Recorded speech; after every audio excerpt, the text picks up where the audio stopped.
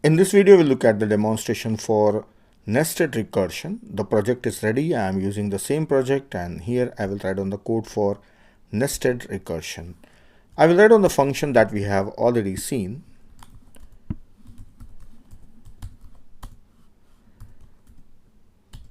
Function takes parameter as n, and if n is greater than 100, it will return n minus 10.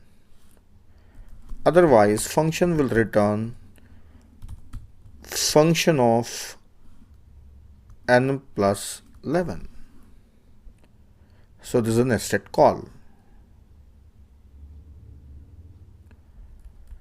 Then from the main function, I will take some temporary variable r. Then in r, I will assign the result of the function call by passing 95, the value that we have seen.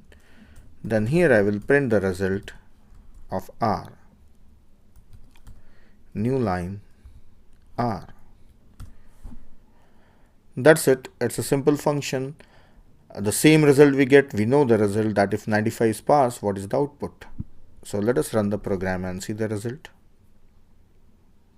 91 is the result. Yes, already we have traced this program and we have seen it. If I pass the value 99, let us see what will be the result. Still 91. If I pass the result as 100, then let us see what is the result.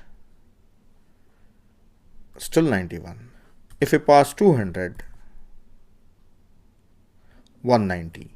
See, if n is greater than 0, it is just returning n minus 10. So what is the value of n is minus 10. Otherwise, these calls are made. If I pass the value 30, then let us see what is the result.